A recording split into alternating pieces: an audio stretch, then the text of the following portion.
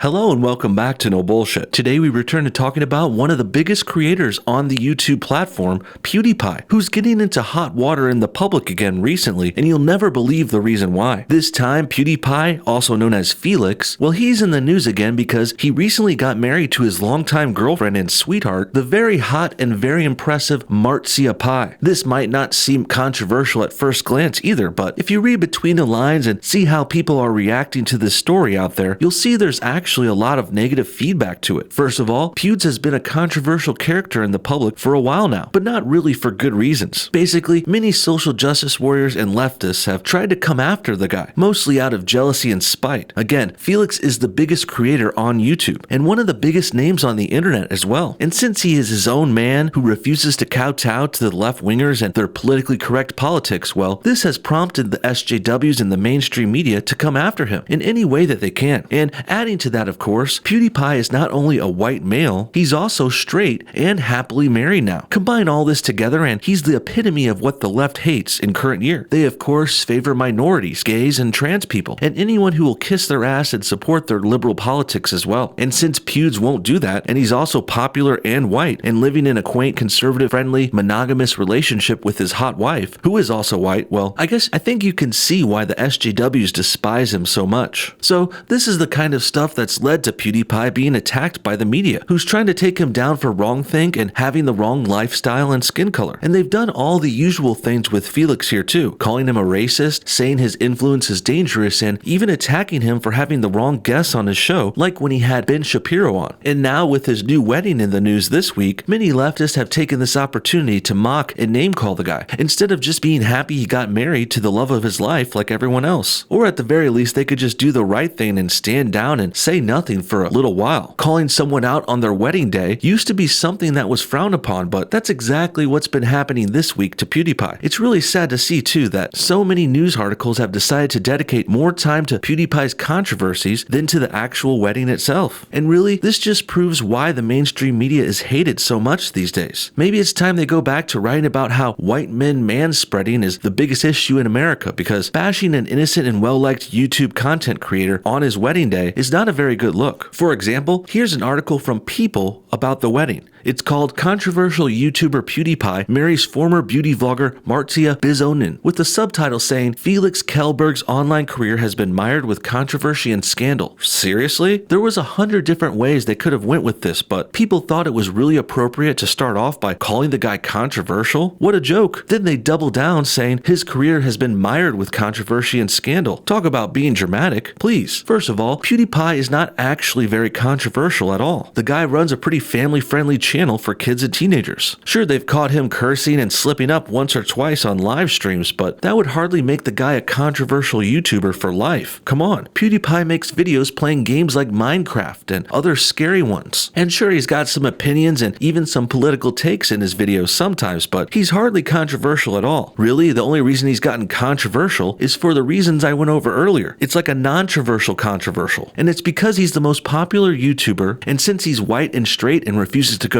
pro-SJW, the left keeps concocting fake news stories about the guy, trying to slander him. And they've also tried to take down his channel and career completely because of this stuff. Last year, for example, the Wall Street Journal even did a hit piece on PewDiePie, and now we're seeing the same kind of tactics used by People. So with that said, this new article better have some pretty good controversies and scandals listed here in order to justify this horrendous title. Let's go ahead and read on and see where this thing goes. Controversial YouTuber Felix Kjellberg is married. The Swedish gamer who goes by the name PewDiePie online married his longtime girlfriend, former beauty vlogger Marcia Bizonin. On Monday, he announced on Twitter, "We are married." He wrote alongside several pictures from ceremony, "I'm the happiest I can be. I'm so lucky to share my life with this amazing woman." The YouTube stars tied the knot in a private London ceremony surrounded by friends and family. Yesterday, the 19th of August, after exactly 8 years since we met, we celebrated our wedding with our closest friends and family. Bizonin shared on Instagram, "It was the most beautiful day which I will treasure forever." Well, that's a pretty good start actually. actually. At least for PewDiePie. People Magazine, on the other hand, is about to flip out on the guy for no reason, but it's worth noting that there was really nothing political or controversial about his wedding at all. And I feel the same way about Felix himself, but many disagree with him specifically. Certainly you can say without a doubt that this wedding did nothing wrong. There's not even anything political at all here. We're not seeing any MAGA hats or bad speeches or political hot takes that were coming from the event. All we're really seeing is two young, good-looking, successful YouTubers getting married and making a lifelong bond with the ones they love. Their only crime is being popular and not being PC enough while they do it. Not to mention, according to the left, they've committed the crimes of being straight, white, and not promiscuous. Three traits that are exactly the opposite of what the liberals stand for now in 2019. I'm so thankful for all the people that made me attend the event and helped us celebrate our marriage, she continued. I feel like I'm the luckiest person and I'm so full of love. Incredibly ecstatic to be able to call Felix my husband for the rest of our lives. While Kelberg29 has over 99 million subscribers, making him the most followed individual on YouTube, his online career has been mired with controversy and scandal. He came under fire early in 2017 when he posted a video that featured two men, whom he hired for the stunt, holding up a sign that read "Death to all Jews." Well, that video sounds pretty hilarious, and being good at comedy is why PewDiePie is so popular here in the first place. People Magazine is now basically joke policing the guy, saying he shouldn't have made this kind of joke clearly. But what they don't understand is, if Felix actually listened to them and was politically correct, like how many of these journalists seem to want him to be, well, then PewDiePie wouldn't be as popular as he is, and he might not even be famous in the first place. Basically, the mainstream media is clutching their pearls at a joke on the internet, and they're then implying that said jokester should not be doing what he's doing, and he should stop doing what made him popular and rich in the first place. This is basically akin to going up to a baseball player and telling them not to swing at outside pitches, because it offends the complainer's SJW newspaper and fans. But let's say this baseball player they're talking to hits a lot of home runs by swinging at those outside pitches, and we all know that newspaper criticizing him, well, they know nothing about the game actually, so why would the player listen to their advice and outrage anyway? And well, People Magazine has just as much a right to criticize comedy as they do baseball, and that's to say they have no right to do it at all. Sure, this "Death to Jews" joke was a bit edgy, but that's why it's so funny. PewDiePie wanted to see if he could actually hire these guys online to hold up a sign saying something extreme like that. But at no point did anyone watching his show, nor did anyone on YouTube,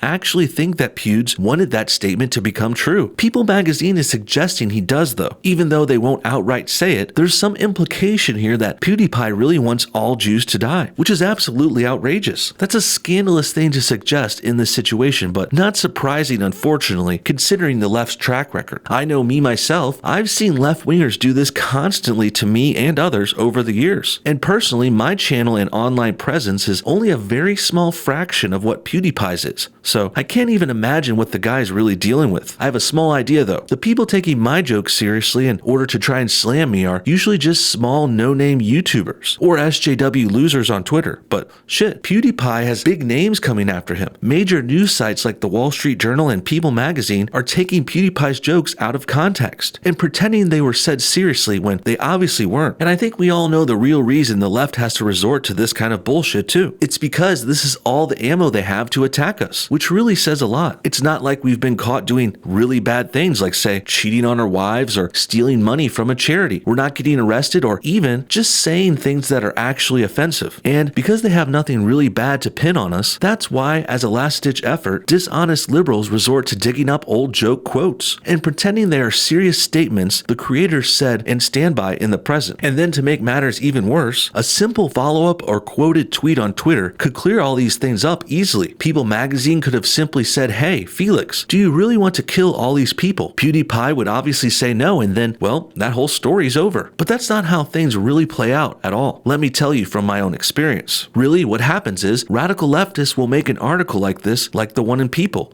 with really over-the-top language and implications too. That, or for my situation, it would usually be an overly long response video made about myself, which contains out-of-context clips from old streams that were years ago and weren't to be taken seriously and were on shitty channels that no one really watches. But whether it's a People article or some anime avatar-led response video on YouTube, well, the format still plays out about the same way. Eventually, when I or Felix respond to these people, usually with a simple comment saying we're of course not racist and not advocating for bad things, but instead of acknowledging that, the journalist or responders, they do an interesting thing. They double down and and insist, no sir, you are wrong. You're wrong about yourself and what you say or think. The SJWs say, hey, we are the tone police here and we're telling you what you think about what you said. And this is why many like to mock left-wingers and call them mind readers these days. It's because even when you defend yourself and tell them how you really feel, they still insist they know more about you and what you think than you do. It's kind of crazy. And they say you're a racist for something you said a long time ago as a joke, and they won't let you explain yourself or even have a change of mind. No, the mind-reading SJWs won't even let you speak for yourself anymore, because if they're convinced you're racist, they'll make up a way to make it so, even when you're really not. In the end, after a few days, I still can't believe people are using PewDiePie's wedding and the fact that he's trending as an opportunity to claim that he is racist, anti-Semitic, a bigot, or white supremacist even. They're just doing it for attention, clearly, but their baseless claims are still harmful, off base, and just plain wrong. Here's a few more examples from Twitter, so you can really see how bad this thing gets. The first tweet comes from Carol saying, "This is a nice day for a white supremacist wedding." Or, as I think it should be read, in the style of the hit Billy Idol song, "It's a nice day for a white supremacist wedding." Not actually the worst joke ever either, but let's remember two things. First, there's no actual proof out there that PewDiePie is a white supremacist at all, because of course there's no proof because it's not true. Secondly, this racist claim against Pewds is being thrown at him on his actual wedding day, a low blow from lowbrow people who will lie and make shit up to try and make their opponents look bad. Here's the next tweet, and be warned, it's a lot more vulgar. Here's what Ruby said minus all the swearing, since if I said this tweet verbatim, I would probably get banned for life. It reads, "Since it's trending, I may as well say it, blank PewDiePie. He's a white supremacist piece of shit, and I don't care how cutesy his wedding photos might be. He's responsible for some of the normalization of bigotry across the internet. So blank him, blank Marzia, blank the wedding." Well, this certainly sounds like a sane and well-rounded individual, and I don't know why liberals always have to get so vile and vulgar either, but they almost always do, because they're trashy and classless, I suppose. And we've already debunked this white supremacy claim time and time again. We've shown it's never been something PewDiePie has said or even associated with. In fact, to a greater extent, we've gone over white supremacy extensively on this channel, saying how it's just a baseless claim and usually made up. It's like how liberals call everyone racist for no reason. So too do they use this claim in other situations. But as I said time and time again, have you guys ever actually met a white supremacist? Have you ever seen or heard of one in your town? I can't even find one online without searching far and wide. Surely there would be accounts all over the place if this was a really relevant trend. We would see screen names, tweets, videos, and websites promoting this kind of stuff all the time if it was a really relevant issue and group that actually threatened our world, like what the left implies and sometimes says outright. But the truth is, there are none of those people out there, and it's not a real threat or issue. Really, they just call people white supremacists all the time simply for being white-skinned themselves, and possibly also not being politically correct or pro-social justice warrior enough for their liking. What do you guys think? Is PewDiePie a pro-white racist? Or is the left just making shit up about him again because they're jealous that PewDiePie is white, rich, and happily married now? Comment your thoughts on everything below, and thanks for watching No Bullshit. Hit that like button if you enjoyed this video, and we'll see y'all next time.